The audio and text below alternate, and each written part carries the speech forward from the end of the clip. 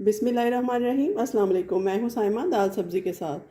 तो आइए नाज़रीन, आज आलू की एक मज़ेदार सी और बहुत झटपट बनने वाली रेसिपी आपके लिए लेकर आई हूँ। फ़्राइज़ तो आपने बहुत खाए होंगे, लेकिन फ़्राइज़ को कढ़ाई की शक्ल में हम किस तरह से बनाएंगे ये आप देखिएगा।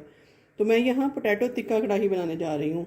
तो सबसे पहले मैंने फ़्राइज़ को कटिंग कर लिया है, जिस तरह से हम इनकी कटिंग करते हैं वेजिज़ की या फ़्राइज़ की। तो यहाँ 1 चम्मच मैंने लहसुन अदरक डाल दिया है इसमें,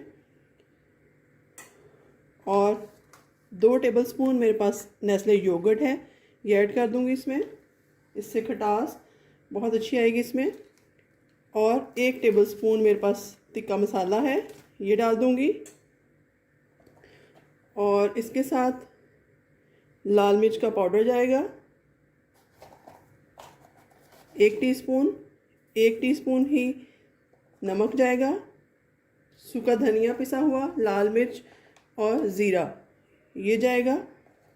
1 टीस्पून से 2 टीस्पून तक आप डाल सकते हैं। और हल्दी जाएगी ½ टीस्पून। काली मिर्च ऑप्शनल है, अगर आप डालना चाहें तो डाल सकते हैं। तो चलिए अब इन सब चीज़ों को मिक्स करते हैं। तो यहाँ पर थोड़ा सा चिकन पाउडर ऐड करूँगी, जो कि ऑप्शनल है और टेस्ट में इजाफा करेगा। थोड़ा सा पेपरिका पाउडर जाएगा, ये भी कलर के लिए है, वरना लाल मिर्च हम डाल चुके हैं। और उसके बाद थोड़ा सा ऑयल जाएगा 1 से 2 टेबलस्पून। इन सब चीज़ों को हम अच्छे से मिक्स कर लेते हैं।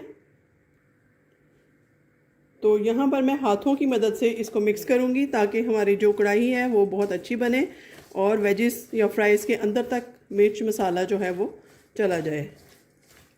ये देखिए, जितना आप दही और लहसुन अदरक अच्छा सा डालेंगे उसकी मैरिनेशन बहुत अच्छी हो जाएगी। चलिए 10 मिनट तक इसको मैरिनेट करके रखते हैं, उसके बाद नेक्स्ट चूल्हे का प्रोसेस करेंगे। तो यहाँ पर पोटैटो वेजिस को मैरिनेट हुए 10 मिनट से ज़्यादा हो चुका है। तो मैंने एक कढ़ाई लेके उसको चूल्हे पे रख दिया है गर्म होने के लिए, और ½ कप उसमें ऑयल ऐड कर दिया है। तो अब हम इसमें अपनी जो कढ़ाई का सामान है जो हमने मैरिनेट करके रखा हुआ था वो ऐड करेंगे। ये देखिए, ये अच्छे से मैरिनेशन इनकी हो चुकी है, पानी छोड़ दिया है दही ने।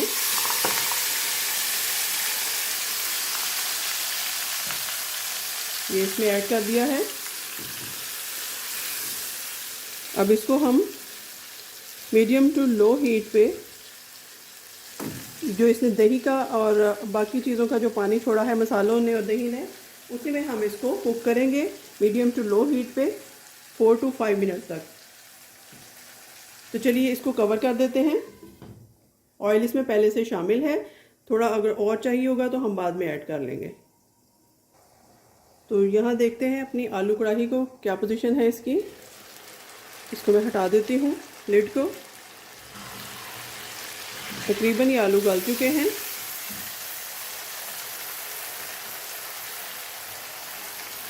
मिक्स करते हैं अच्छे से।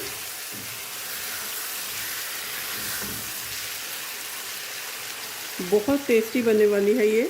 और यहाँ मेरे पास टोमेटो प्यूरी है, जो कि मैं क्यूब्स बना कर रख देती हूँ, वो है, और 6-7 हरी मिर्चें हैं, ये भी ऐड कर दूँगी इसके साथ ही। अब ये टमाटर भी पानी छोड़ेंगे और हमारे आलू जो हैं वो और अच्छे से गल जाएंगे। दही हम पहले ही ऐड कर चुके हैं और इन टमाटरों से हमारी ग्रेवी अच्छी सी बन जाएगी। तो चलें अब इसको टमाटर डालने के बाद हम 3 से 4 मिनट और भूनते हैं बगैर ढक्कन के। तो यहाँ पर मैंने 3 से 4 मिनट के लिए और इसको मैंने कवर कर दिया था। अब हटा कर देखते हैं लिड को क्या पोजीशन है। आलू कढ़ाई बनकर तैयार है। इसमें थोड़ा सा हरा धनिया ऐड करूँगी मैं। चूल्हे को बंद कर दूँगी और इसको गार्निशिंग इसकी करके उसके बाद डिश आउट करते हैं। तो यहाँ पर इसको डिश आउट करते हैं। ये देखिए, इस तरीके से बहुत ही मज़ेदार सी आलू कढ़ाई बनकर हमारी तैयार है। इसको नान के साथ खाएं, चपाती के साथ खाएं, राइस के साथ खाएं, जैसे मर्जी चाहे आप इसको एंजॉय करें। तो अगर आपको मेरी ये रेसिपी अच्छी लगे तो इसका फीडबैक ज़रूर दीजिएगा और इस रेसिपी को ट्राई ज़रूर कीजिएगा, अपनी फैमिली एंड फ्रेंड्स के साथ शेयर कीजिएगा। मिलते हैं किसी और नई और अच्छी रेसिपी के साथ, तब तक के लिए अल्लाह हाफ़िज़।